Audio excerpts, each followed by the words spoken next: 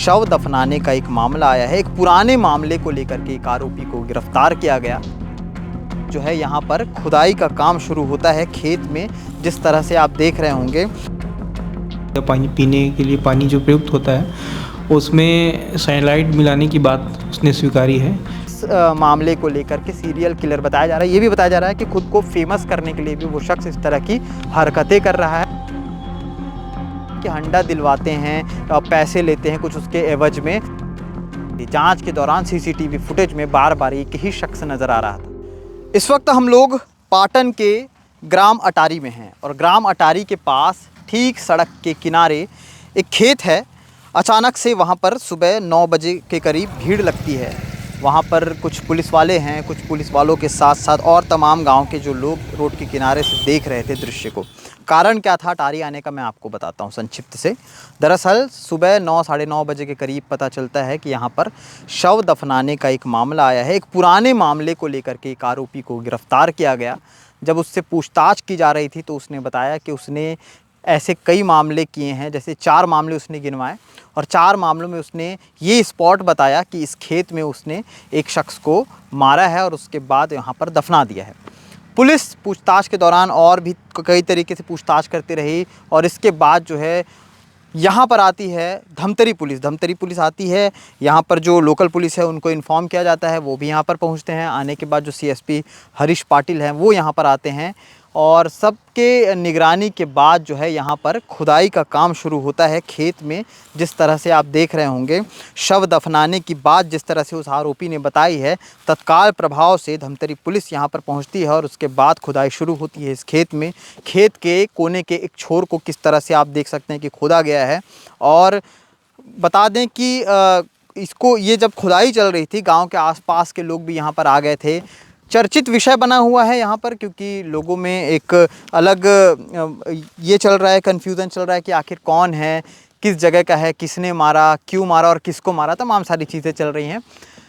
हाल फिलहाल में जब तक ये खबर बन रही है, अभी भी कहीं ना कहीं उस आरोपी को लेकर के पुलिस जांच कर रही है। जिस तरह से उसने और भी 3 स्पॉट बताए थे, वहाँ जाकर के भी जांच की जा रही है कि वो सच बोल रहा है कि झूठ बोल रहा है।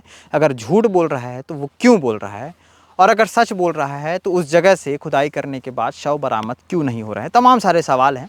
फिर ये बताया गया है कि धमतरी में कुछ साल पहले एक मामला हुआ था जिसमें गुमशुदगी की रिपोर्ट दर्ज कराई गई थी और उसके आधार पर जो है उस व्यक्ति की जांच चल रही थी। जांच के दौरान सीसीटीवी फुटेज में बार बार एक ही शख्स नज़र आ रहा था। शख्स का नाम जो हमारे पास आया है, नाम वैसे खुशवंत साहू बताया जा रहा है। उसको पहले तो हिरासत में लिया गया, उससे पूछताछ की गई। पूछताछ के दौरान जो है उसने जो 4 स्पॉट बताए थे वो जिसमें से एक यहाँ पर है। तो यहाँ पर आने के बाद तमाम सारी चीज़ें हुई हैं और इसी को लेकर के ये चर्चा का विषय बना हुआ था। लोग ये भी बता रहे हैं कि वो जैसे तंत्र मंत्र वाली चीज़ें होती हैं आजकल छत्तीसगढ़ में, या ऐसे शहरों में भी, ग्रामीण क्षेत्रों में तो पहले होता ही था, शहरों में भी आजकल ऐसा ज़्यादा हो रहा है कि तंत्र मंत्र को लेकर के लोग कुछ ज़्यादा ही अपने आप को सक्सेस करने के पीछे लगे हुए हैं। किसी भी तरह से दूसरे की सक्सेस उन्हें पसंद नहीं आ रही तो उसको नीचे गिराने की कोशिश में लगे हुए हैं। ऐसे में तंत्र मंत्र विद्या का सहारा लेते हैं और कुछ लोग अपने आप को तंत्र मंत्र विद्या का पुरोधा बताते हैं और उसके बाद ऐसे लोगों को अपने अंडर लेते हैं और उसके बाद जो है कुछ ना कुछ दवाई दे करके या तो उन्हीं की बलि चढ़ा देते हैं या उनके द्वारा किसी और की बलि चढ़ा देते हैं। इस तरह के मामले आप सुन रहे होंगे। इस मामले में भी आरोपी को लेकर के जिस तरह की बात की जा रही है, ये बताया जा रहा है कि वो आरोपी भी इस तरह के मामलों में लिप्त था। और जैसे छत्तीसगढ़ में हंडा देने की बात होती है कि हंडा दिलवाते हैं, पैसे लेते हैं कुछ उसके एवज में, तो इस तरह की भी बात सामने आ रही है। क्या कुछ पूरी स्पष्टता है वो केपी न्यूज़ अपने तौर तरीक़ों से जो है कंफर्म नहीं करता। फिलहाल जो बातें सूत्रों के अनुसार आई हैं उस बातों के आधार पर हम ये खबर आप तक पहुँचा रहे हैं। दरअसल हमें एक सूचना मिली थी कि रायपुर और धमतरी के 3 प्रकरण ऐसे हैं जिसमें आरोपी के द्वारा तंत्र मंत्र और सोने के सिक्के या कछुए या हंडा दिलाने के नाम पे कुछ तंत्र मंत्र करने के एवज में लोगों को अपने जाल में फंसाया गया था, उनसे पैसा उगाही किया गया था। और जब पैसा देने की बात आई थी, क्योंकि ये लोग उसके जाल में फंसे हुए थे, तो जब पैसा देने की बात आई, पैसा मांगने पर उस व्यक्ति के द्वारा उनको निर्जन जगह में जा कर के पानी में कुछ जहर मिला करके उसको मारने की ये रिपोर्ट सामने आई थी। तो धमतरी और रायपुर पुलिस के संयुक्त विवेचना में यह बात प्रकाश में आई थी कि पाटन क्षेत्र में उक्त आरोपी के द्वारा 2 अन्य और व्यक्तियों को भी ऐसा करके मौत के घाट उतार करके उसको दबाने की सूचना मिली थी, चूँकि उसने अपने बयान में बोला था। लेकिन जब वहाँ पर खुदाई हुई थी प्रॉपर मजिस्ट्रेट की उपस्थिति में, तो वहाँ पर किसी प्रकार के कोई साक्ष्य नहीं मिले थे। तो इसको आधार मानते हुए वापस जो टीम थी जो विवेचना या इन्वेस्टिगेशन करने के लिए आई थी, वो वहाँ से वापस चली गई। सर, ये आरोपी कौन है, क्या नाम है और इसका कौन सा मामला था? आरोपी दरअसल धनोरा क्षेत्र का रहने वाला है, खुशवंत साहू उसका नाम है। अभी उससे पूछताछ धमतरी पुलिस कर रही है। उसने शुरुआती दौर पे पीने के गंगा जल में और अन्य खाद्य पदार्थ या पानी पीने के लिए पानी जो प्रयुक्त होता है उसमें साइनाइड मिलाने की बात उसने स्वीकारी है। साइनाइड का जो वो लाना करता था, मंगाता था, वो इंडिया मार्ट के ज़रिए उसने मंगाना स्वीकार किया है। पुराना मामला बता रहे हैं सर इसमें?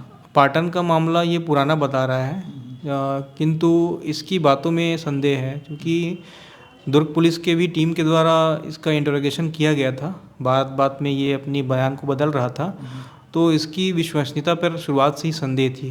किंतु इन्वेस्टिगेशन के पुख्ता और प्रमाणीकरण के लिए यह आवश्यक था कि वहाँ पर जा कर के उसका प्रॉपर एक्सक्वेशन कराया जाए और तथ्यों पर और जो मूल घटना है वहाँ तक प्रकाश में लाया जा सके और घटना का जो है मूल जो कारण है वो पता लगाया जा सके। इसलिए ये कार्य जो है वो कल संपादित किया गया। आपको बता दें कि कुछ लोग साइको किलर भी कह रहे हैं। अब आप ये सोचेंगे कि नॉर्मली जो किलर होते हैं इनसे साइको किलर बिल्कुल अलग होते हैं। ये आप ही के बीच रह करके गुप्त तरीक़ों से आपके बीच रहते हैं, आपकी जैसी ही जीवन शैली जीते हैं और इसी के दरमियान तमाम अपराधों को अंजाम देते रहते हैं और जिन तक पहुंच पाना बहुत मुश्किल होता है।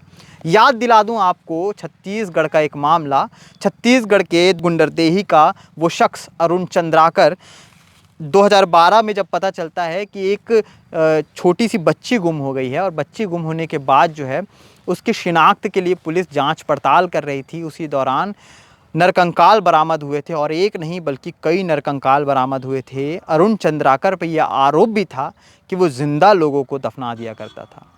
बता दें कि अरुण को 1994 में ही उसके पिता ने अपने घर से भगा दिया था, क्योंकि वो काफ़ी ज़्यादा जो है पहले भी अपराध में लिप्त था इस वजह से, और वो काफ़ी ज़्यादा बिगड़ चुका था, इस वजह से उसके पिता ने उसे भगाया था। 2005 में जब वो जेल में था उसकी मुलाकात एक मंगलू देवर करके एक शख्स हैं उससे हुई थी और उसके साथ वो जेल में रहा। जेल से निकलने के बाद उसी के घर पर रहने लगा और फिर उसी को मार के उसी के घर के पीछे उसे दफना दिया।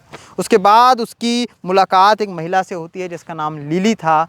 लिली से उसने शादी की। शादी रचाने के बाद लिली की बहन खुद अपनी पत्नी और अपने पिता को भी चलती ट्रेन में पत्थर से मार दिया था।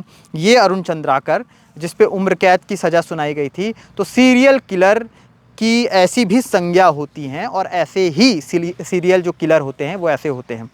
तो इसीलिए जिस हिसाब से इस मामले को लेकर के सीरियल किलर बताया जा रहा है, ये भी बताया जा रहा है कि खुद को फेमस करने के लिए भी वो शख्स इस तरह की हरकतें कर रहा है, जहां तक हमने बात की है।